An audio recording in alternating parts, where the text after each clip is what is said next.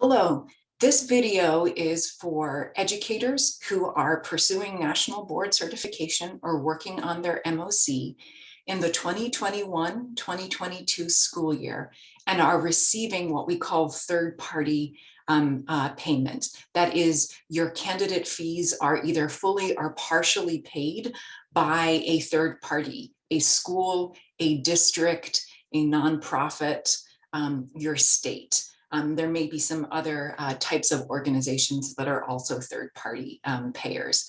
What we wanted to do was to provide an overview of the process so that you have that information at your fingertips, and you can reference this video as you purchase your components for this cycle. So let's dig in. The first thing I wanted to share with you is that there is a note catcher. If you've been on a webinar with us before, you are familiar with this.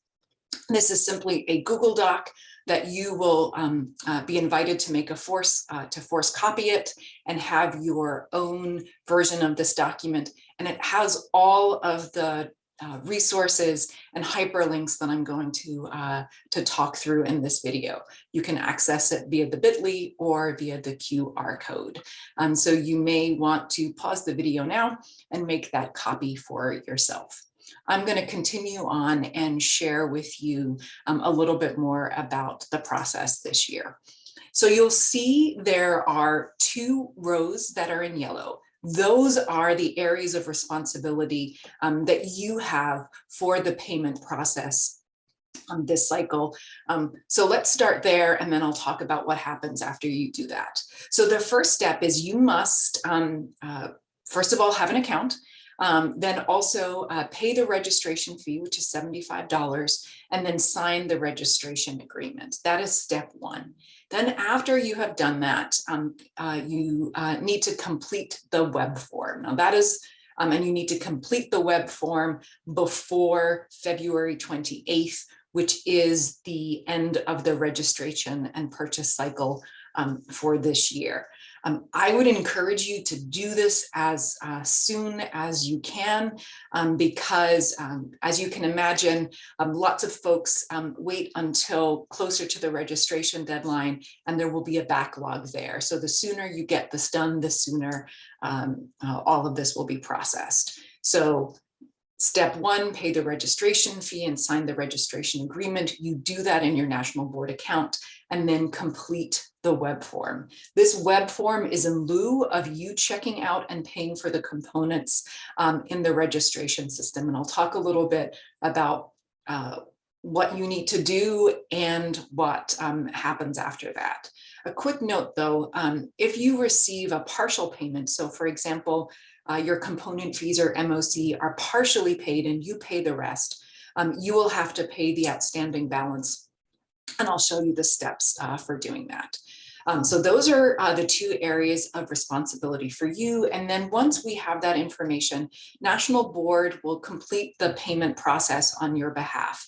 If you were part of the process last cycle, you may remember that there were coupons and you would have to apply the coupons for yourself.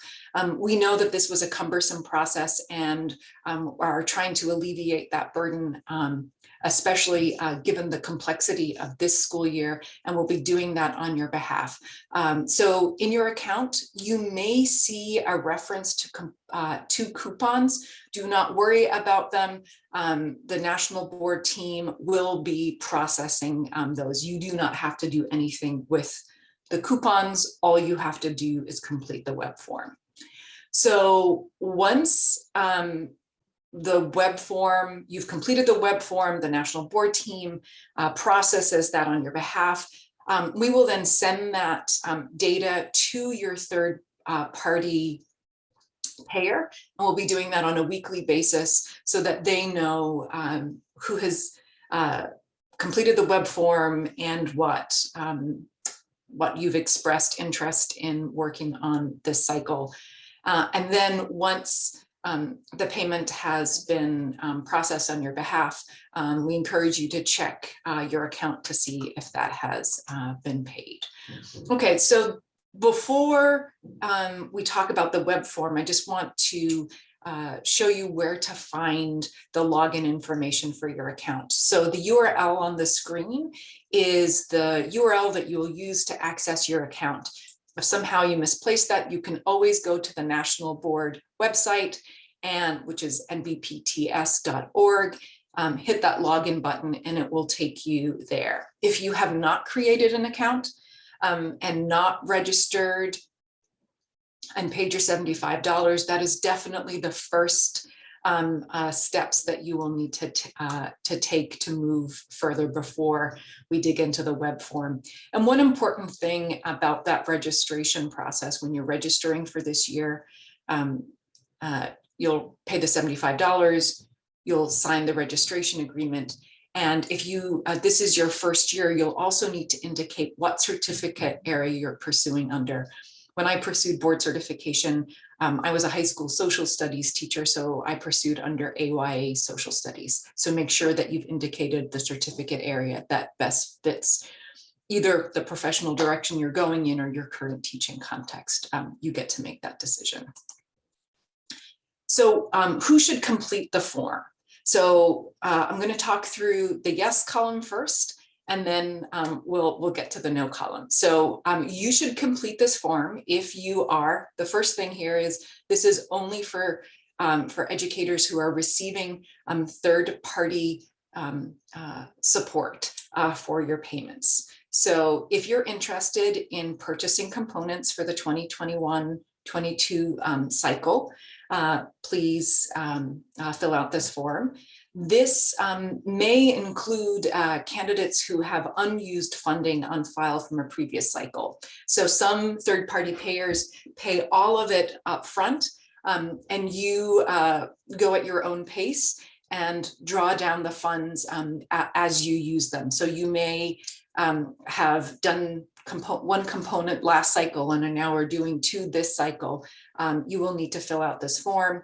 And you can also use this form to communicate that you've changed your mind and are not planning to do a component this cycle. And I'll talk a little bit more about some of the implications there in a bit. You do not have to fill out this form if you deferred last year. So if you had gone through the third-party payment process last year and deferred components to this year, those were already paid. You do not need to complete this form. And if you log into your account using the login reference that I made earlier, you should see those components or MOC, if you're an MOC candidate, listed on your dashboard as paid. An important note here is I am referring to a deferral process that we had last year that was particular to the pandemic. There is not a deferral process this cycle, so please be mindful of that. Okay, so next thing we're going to talk about is the web form itself. So here is the bit.ly URL for you to access that web form. You can also use the QR code. You have probably received this web form already from your third-party payers, from that institution, the state, the district, whomever is issuing those funds. You will likely also receive some follow-up reminders from the National Board team. Those links are the same, but we just wanted to make sure that you walked away from this video with that web form in hand. Okay, so I'm going to talk through some screenshots of what the web form looks like. The options that I've selected were mainly for me to be able to move through the form to collect the screenshots. You will make the decision that best fits where you are in your national board journey. So the first thing is, do you elect to have your name shared with your third-party agency? Secondly, your basic contact information, your name, your first and last name, your national board candidate ID. Now you'll be able to locate that in your account using the link I shared earlier. If you do not yet have a national board account, then your first step is to create an account. And while you're in there, register for the cycle and pay that $75. Copy your candidate ID in here, and then your email, your phone number, and the state that your school is in, your school district, your school name. And then here is where you can indicate if you are planning to complete components during the 2021-22 cycle. If no, this will not withdraw your registration. And it is important to know that if you started the process, this will not extend your completion window. So as you know, you've got 3 years to complete all 4 components and 5 years to achieve board certification. If you have already started the process and decide not to complete a component this cycle, that does not add a year onto that timeline. Okay, so then moving on, you say you are planning to complete this cycle, you select yes, then you just need to tell us what components you would like to purchase using the TPP funds. So component 1, this is for all of the ones except for that last one are for initial certification. So component 1, that means when it says initial attempt, this means that you are doing component 1 for the first time. You do all of component 1 together. However, if you have already taken component 1 and are retaking component 1, you have the option of retaking various parts of that. So you can indicate here what part of component 1 you would like to retake. And then there's component 2, component 3, and component 4. And then if you're an MOC candidate, you would click on MOC. What follows after you share your preferences on what components you're going to work on this cycle, you'll then need to read and sign for the candidate registration agreement. This is similar to what you will see if you were to purchase these in your account. It is really important that you take this step because this, you'll see it's got that little asterisk indicating that it's a required question. We need that in order to be able to do the purchasing and put those components in your account. There's additional information here about signed release forms, photo identification information, and partial submission. So make sure to read that. And then you will, this is the last page of the candidate release agreement, and click there. So one thing to note about that form is when you get to the end of the form that you'll have the option to save it or print it. It's always a good idea to save that, print, you can print as a PDF and save that as an electronic copy, or print that so you have that for your reference. So one of the things that I thought might be helpful to touch base on now that we've gone over the web form, what are the implications of saying that you are going to complete a particular component this cycle? And this is for initial candidates. As you know, there are 4 components. You have 3 years to complete all 4 and 5 years to achieve board certification. So this is especially important information. If this is your first year, I want to make sure that you have all the information at your fingertips to make the best decision for you and what is happening in your personal and professional life this year. So if you are working on component 1, which is the assessment center, the assessment centers are open for educators to take the assessment between March 1 and June 15th. I'll share a little bit more information in a few minutes about what to expect around component 1. This, you are not required, there is no evidence collection. This is a computer-based assessment where you demonstrate your knowledge both content and pedagogical practices, and it varies depending on the certificate area. Components 2, 3, and 4 are all components that you would submit electronically. You collect evidence, you're reflecting on your practice. The types of evidence and the focus for each component varies. And this screen here, this screenshot has a description of each of the components at a super high level. I'll just share a couple of important things here about deadlines. If you are working, if you fill out the form and say that you want to purchase components 2, component 3, or component 4, what you're committing to do is to submit that component between April 1 and mid-May of this year. So you would need to complete that work and submit it by mid-May 2022.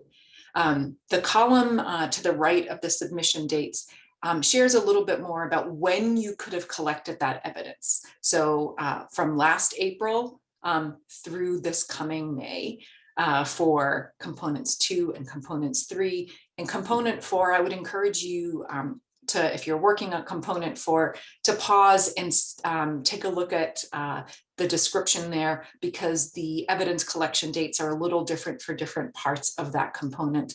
And then that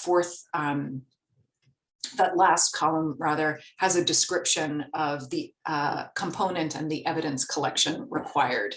An important thing that I skipped right over in that second column is the registration and purchase needs to be done by February 28th, 2022. So you need to have registered and paid your $75 by February 28th, and you need to have purchased the component by February 28th.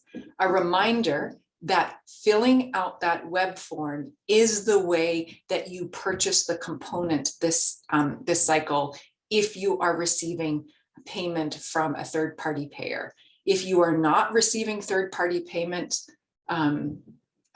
funds, then none of what I'm talking through in this video really applies to how you purchase the components. That's an important thing to keep in mind, that this is only for educators who are receiving third-party payment funds. Okay, so here are some of the questions we imagine you have, and so want to address those. So the first thing to note is there are 2 ways that you can get questions answered through the support lines at National Board. One is the regular contact information, 1-800-22-TEACH, along with a survey form that you can use there. But also wanted to let you know that there is a separate form that you can use if you have questions that are specific to being a third-party payer, one, if you're a third-party payer, but also if you're a candidate receiving third-party funds. This is especially important because there's a lot of variation, as one could imagine, across all of our states and districts and schools in terms of the process. So for example, what's happening in California is different than what's happening in Illinois. And if you've got a specific question, one, our recommendation is to reach out to your third-party payer, because they'll be able to capture any of the nuance for your specific state or school, et cetera. But the other thing you can do is to reach out via this third-party payer question form. And you'll see here, you can type that in and put in your question in the description section. Okay, so let's move into some of the questions. So what happens if you don't complete the form? If you do not complete the form by February 28th, that component will not be purchased. We will not be able to complete the payment process for you, and the third-party payer funding will not be applied to your account. So basically what that means is that the component will not be purchased. So what happens if a candidate changes his or her mind?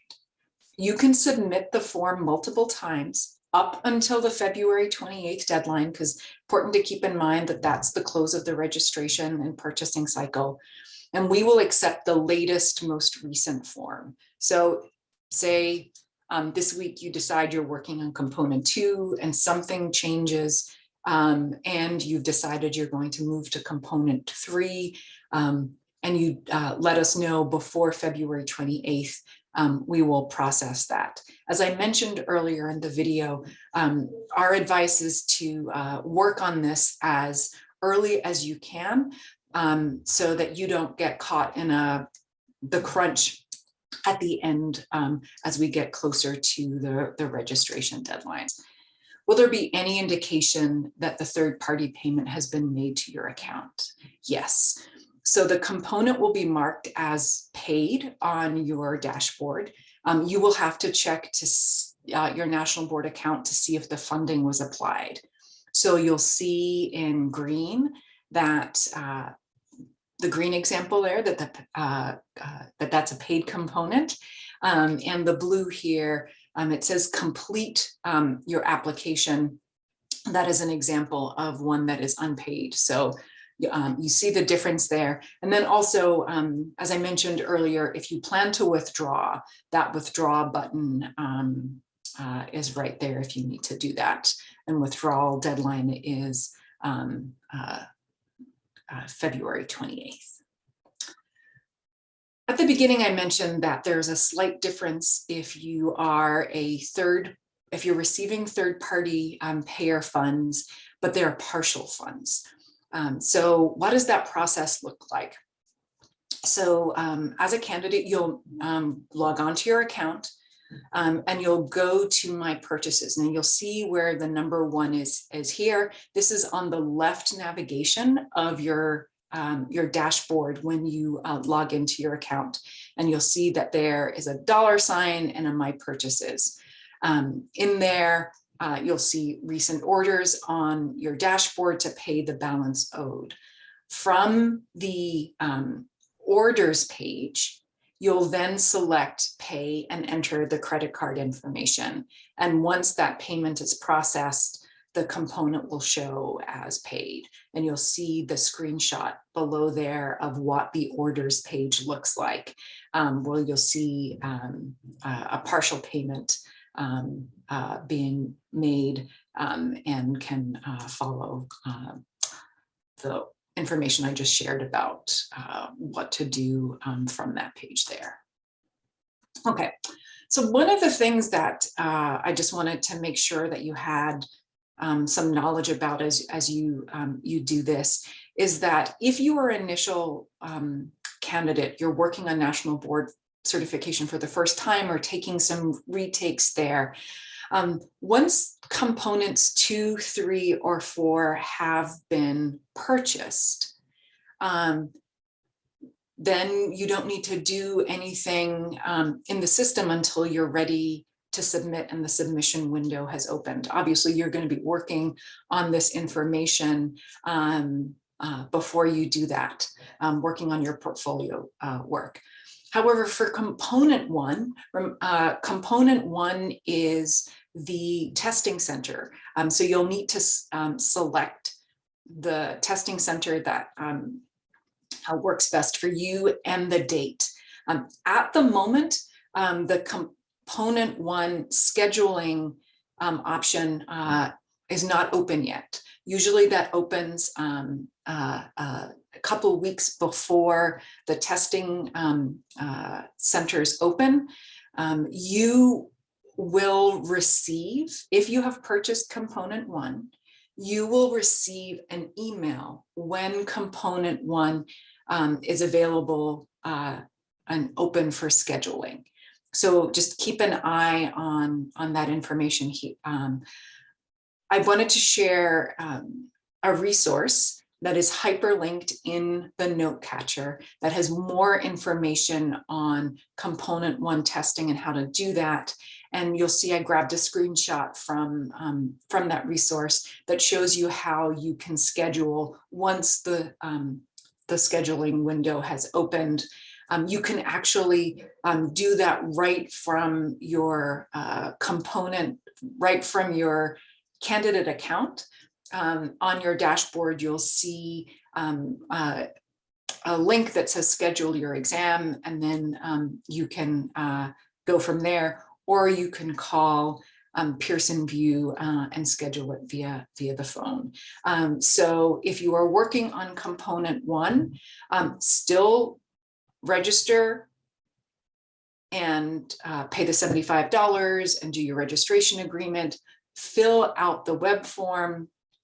The National Board team will purchase that component on your behalf. And then once that has been entered into your account and the component one scheduling window has been opened, you will receive a notification that you can go into your account and schedule your component one testing window.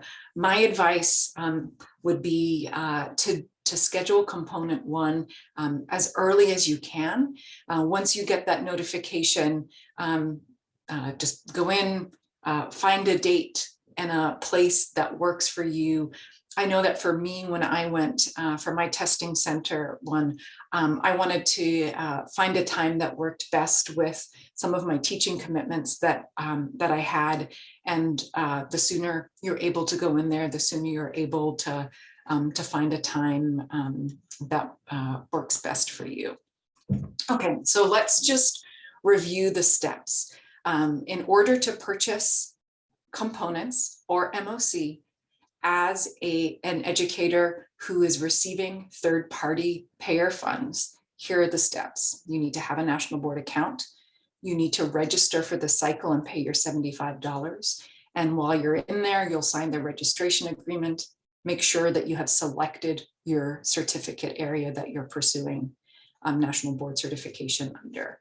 Then you will fill out that web form. That web form is the form that had all of those screenshots that I shared.